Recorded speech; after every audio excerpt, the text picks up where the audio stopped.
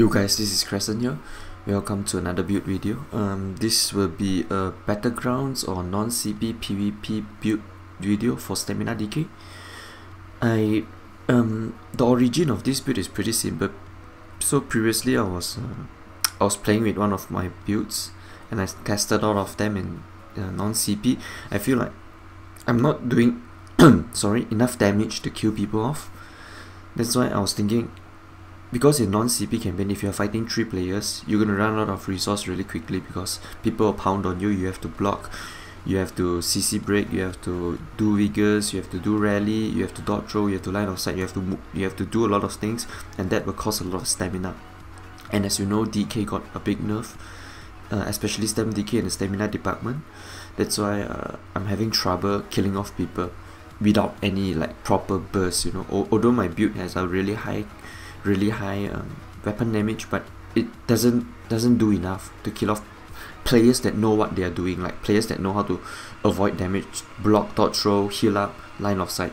But of course against Potato, my old builds will work just fine, but I'm talking about really good players. That's why you need burst to kill them. That is how I created this build. Alright, so you're here for the build and I'm just gonna go straight into the build. Okay, so I'll go through the sets first. The first set we'll be using is Bloodspawn. Really good. You want double impenetrable. There's another set that I'm considering using. I'm really considering using this set. The Bloodspawn are medium, by the way. I'm considering using Throw Kick. I don't have the medium pieces. I think I have it on my stamina sock, so I have to bring it here, but whatever. So choking is really good as well, because in the non-CP campaign, healing is reduced a lot. You don't have any CP for extra healing. That's why choking will do the work just fine. And if we are using heavy armor, that's why you get another 20% bonus health recovery bonus. I can show you really quickly. For the heavy armor passive, if you notice, you get yeah, exactly, not health recovery, okay, health recovery, yeah, you get 4% each heavy armor. I got 5 heavy armor, so 20%. Okay, that's why it's pretty really good for heavy armor to go for choking, if you're not a vampire, of course. Okay, the next set we'll be using is Fury, or impenetrable as well, or stamina glyphs. The reason why I went for Fury instead of anything else is because I noticed that even under pressure, yes, in non-CP campaign people do a lot less crit, like 10 to 20% or so, but when you're under pressure, I noticed after my replays and everything, you can check out my gameplay video. My maximum weapon damage will go up to 3.7k or so, and stay that way when I'm under pressure. That's why I feel like Fury is still the best set for StamDK, even in non-CP campaign, because previously I thought non-CP is not gonna work well, but I was wrong. Especially when you're fighting against players that use dots, it will go up really quickly. Okay, so you want 5 body Fury, and then we'll be using Viper. Yes, Viper is really strong, nobody can deny that this patch. However, that being said, as a stamina DK, you can use a lot of different sets like Fury, you can use something else, but I feel like those sets doesn't give you the burst that you need to kill off players. It gives you the survivability, you can use more ultimate, more resource and stuff like that, but Viper provides you the burst. That's why I'll be using Viper. 3 jewelry, 1 reduced cost here, 2 weapon damage, and we'll be using one hand Vipers. You can use dagger, sword, doesn't matter, and 1 Viper shield. The important thing is, for extra burst, you want to use oblivion damage on the sword, so we won't be using any poisons on the sword, on a sword and board bar. That's why you get the burst. I'll tell you how the burst will come. It's not just Viper, it's a lot of factors as well. One of another factor is the oblivion damage. That's how you get your burst, because as a DK in non-CP especially, your dots are not going to do a lot of damage. I tried it out and everything. I did like so-called honorable build, you know, like Tawas, Bone Pirate, Tawa Stalker, a lot of different sets, even my Swifty set, Werewolf Hide set, the Beastly set as well. So I tried a lot of different sets, and nothing come close to this set in non-CP campaign. Alright, and the two hand we'll be using is Battle Axe, two hand Battle Axe. You could use sword, you could use Maul, doesn't matter. I feel like Axe is the best because it gives me the bleed that applies more pressure to your opponent. And we'll be using doesn't matter any poison you want. You can use cost increase, you can use damage, you can use snare, all up to you. But you want to use a poison because I feel like the enchantment from two hand Maelstrom is just too weak. The dot is too low in my opinion. That's why you need a poison. Any poison that you like. Alright, I'll go through the potions very quickly as well. You can use, I don't have tri-stat pots, but you can use tri-stats obviously. If you're using something like a Troll King, tri-stat is really good because it gives you another 20% more health recovery. So 20 plus 20, you increase that by 40%. You'll go up to about 2.9k or so, I think, if I'm not mistaken. If you are an orc as well, you go even 20% more. So you can go up to 3k, 3.2, 3.4, I don't know, a lot more. So you can use tri-stat pots, but I prefer to use immune to knockback pots. You can use this one, which gives you crit and stamina and immune to knockback, or this one, my favorite potion for DK, give you major expedition. You can take line of sight really quickly, immune to knockback and stamina. Why you want immune to knockback is because break free costs a lot in non-CP campaign. That's why immovability is really important. Of course, you can use a detect pot as well to fight Nightblades. You can use invisibility pots to get out from Zergs. Because I'm not sure how is it in NA, but in EU PC, in a non-CP campaign, players are really try hard. They will chase you down 20 to 1, 30 to 1, doesn't really matter. They will hunt you down with horses. That's why I feel like invincibility pot is just really handy. Sometimes you take a line of sight, you use this pot, they don't know where you are. You can run out, and it gives you major expedition as well.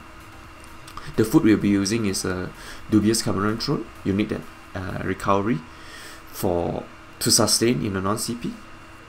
Alright, and yeah, I'll just go through the other poisons. You can use the damage poisons, you can use damage poison with cost increase, you can use poisons that gives you recovery back.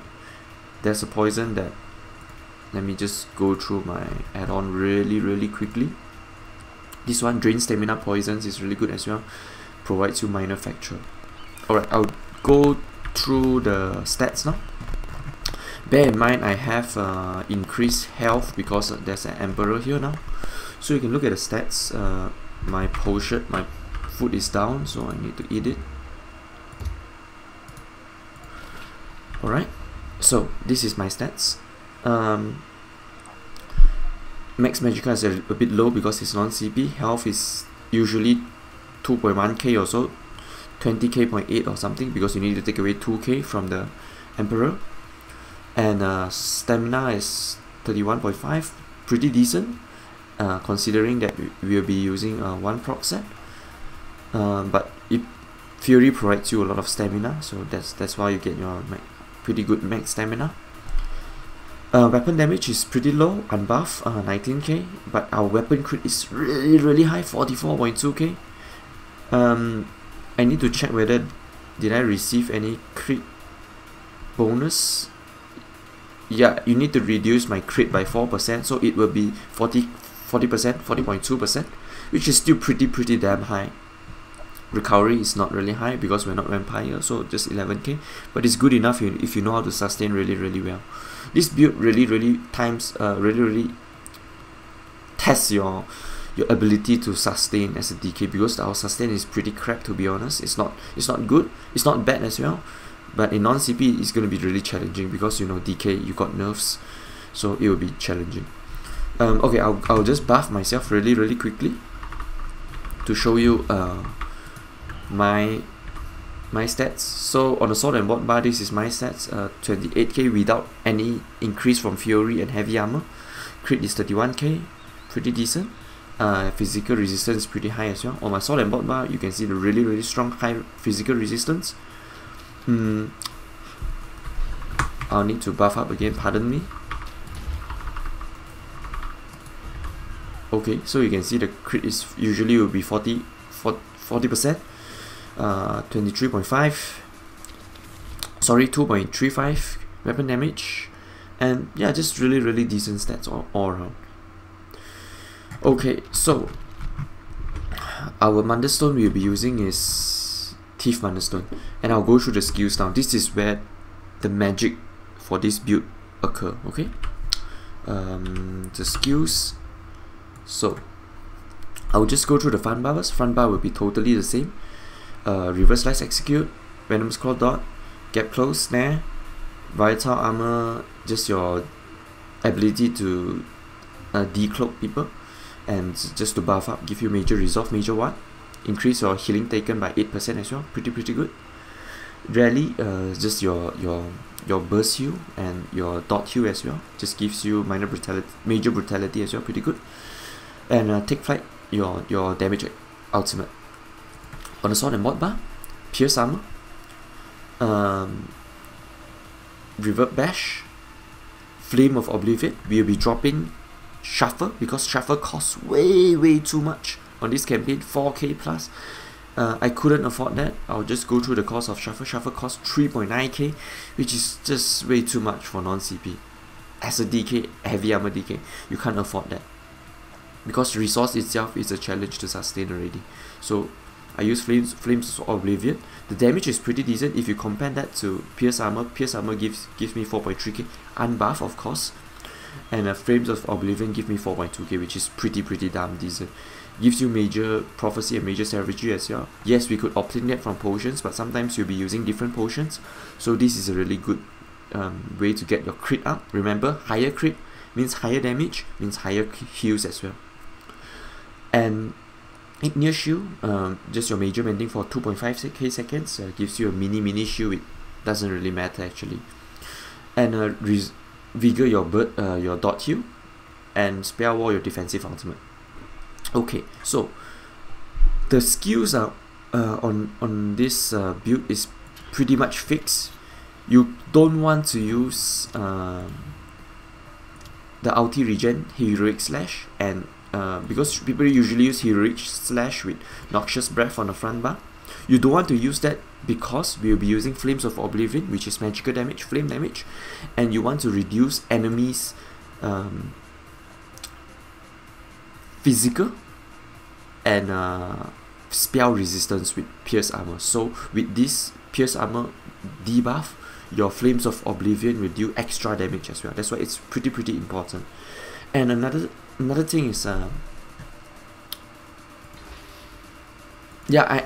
think I will show you how to burst players down, because this is basically the same build, just that you include Flames of Oblivion in your build instead of Shuffle. So how we burst players. Alright, so the first thing you do, you want to apply your Flames of Oblivion. Is if anybody is near you, you will prop a dot on it, and then if players are near you, you will just do your combo on them, and then you will do 6 instants of damage. I'll tell you what instance of damage you will do. Okay, the first one is your light attack. The second one is your first skill, your Pierce Armor. Your third one is your bash. If you got enough stamina, use a bash, include a bash into it. And then your Flames of Oblivion is another included damage source. Your Wiper is another included damage source. So your Flames of Oblivion, your Wiper, so you have 5 now.